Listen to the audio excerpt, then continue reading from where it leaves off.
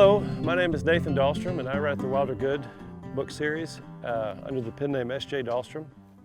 And I know a lot of you have a lot more time on your hands, and I want to read some of my books to encourage you not to spend all this time when you're out of school and don't have as many teachers telling you what to do, and not spend all your time playing video games and looking on YouTube, even though this video obviously will be on YouTube. But you'll go outside and do things. I want to encourage you to be wilder, to go outdoors and find adventure, build things, explore things, read books outdoors, find a way to get outdoors under the sun. In this book that I want to read a chapter from, The Green Colt, is the fourth book in the Wilder Good series. Wilder is given a young horse by his grandfather, and the horse's name is Bluebonnet. And Wilder, he's 13, and he's been around horses some. He's ridden a horse. This is my horse named Fancy.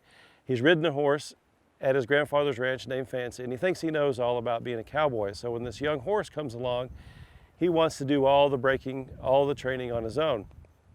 What his papa knows, who's 74 years old and has lived in West Texas his whole life on this ranch, is he's going to need some help. So they end up speaking to this Mexican vaquero that comes to town, whose name is Taquito.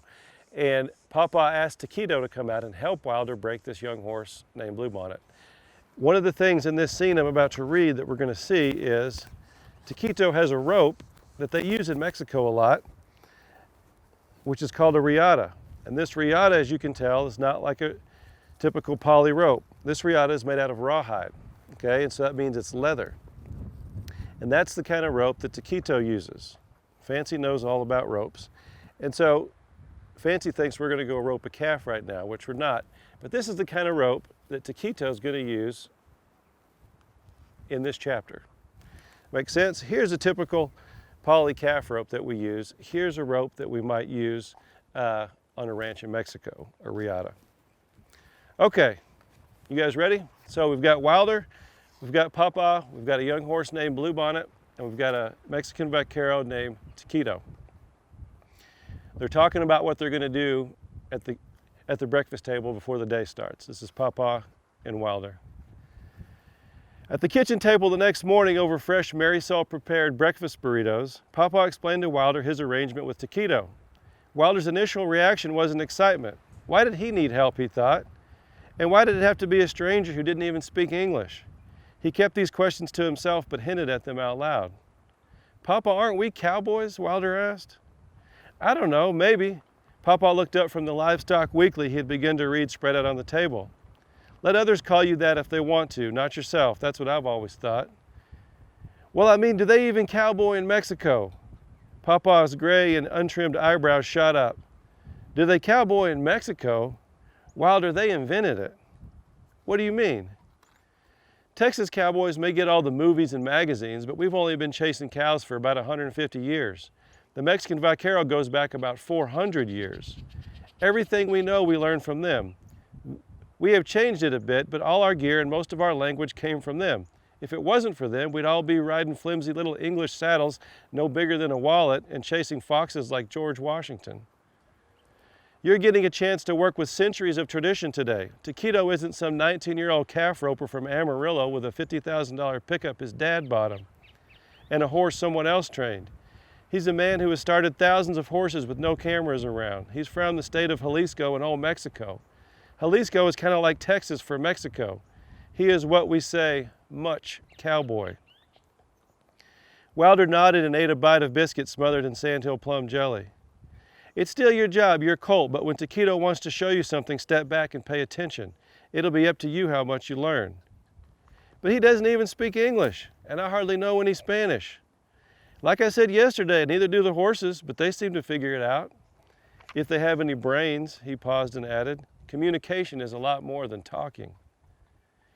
Wilder felt he had probably said more than he should, so he picked up the breakfast plates and rinsed them in the sink. He gathered up his gear from his room and headed to the pens. He had brought his saddle with him from home. It had been his mother's old saddle, which Papa had given him, as well as all his assorted riding and cowboy gear. He carried it out to the corral where Bluebonnet waited and hung it up on one of the hitching posts outside the pen. To his surprise, he saw a pickup parked under a cottonwood tree near the pens, and Taquito was standing there talking to Papa. Taquito nodded as Papa tried to be friendly and get a few words out that might make sense. Taquito was used to the routine and understood a little, but mostly nodded and studied the colt. When Papa saw Wilder rummaging around with his gear, he said, "Adios," and got in his pickup and drove out past the barns and up toward the dugout canyon pasture. Wilder didn't know what to do. There they were, a colt, a seasoned vaquero, and a kid. All things that he thought he loved, but he felt like he was swimming in the deep end of a pool, and in the edge it was a long ways off. He glanced at Taquito. Taquito relaxed his countenance for the first time since Wilder had seen him, although they didn't make eye contact. He turned and sat down and leaned back on the large cottonwood trunk outside the corral. He was wearing a palm leaf straw hat turned up on the sides pretty dramatically in a taco shape. He took off the hat and laid it upside down next to him. He grabbed a tuft of buffalo grass and placed the stem in his mouth like a toothpick. Wilder turned and climbed into the pen with a halter and lead. If he was going to break Bluebonnet, he'd need to catch him, so he figured he needed to get the colt haltered. The boy started off cautious with respect for Bluebonnet and for his rear hooves. But the same routine developed as the day before and the day before that. Bluebonnet walked away and turned his rump. After 10 minutes, Wilder felt stupid, but he kept his eyes on Taquito and he began to sweat. The day's heat was rising quickly. Wilder began to twirl the lead in his hand, about 4 feet of rope, hoping to scare the horse into facing him. Bluebonnet just moved along the square fence line faster. Wilder cornered him by getting closer than he had before, rump still to him, and slapped the colt on the hindquarters with the lead. Bluebonnet kicked back at him and charged out of the corner, rearing up in a feigned jump when he got to the next corner.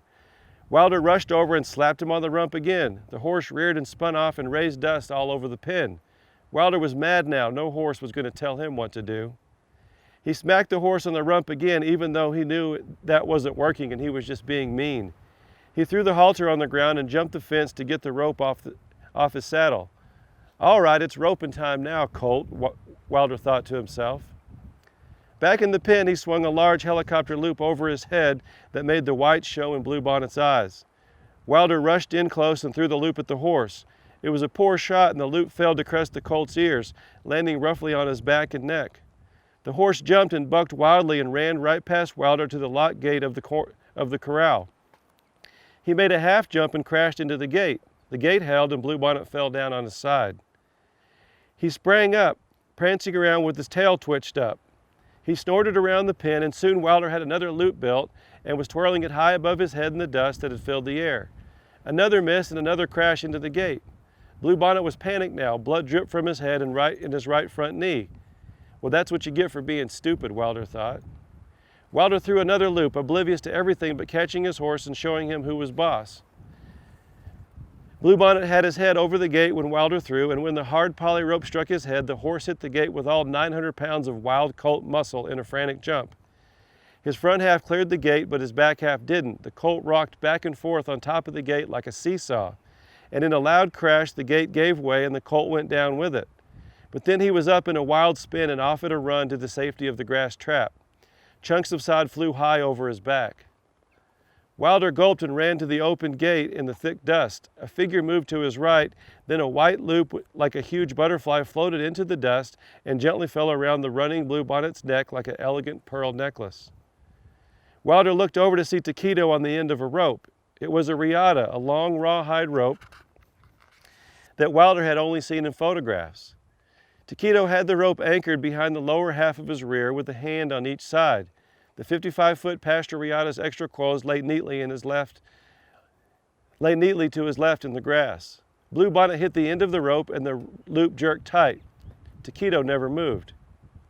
But he fed a little rope out and a zip through his hardened hands and across his rear, and Bluebonnet came to a soft and surprising halt. The riata tied around his muscled, bulging neck. The horse looked around and seemed genuinely shocked that he was no longer running flat out to freedom.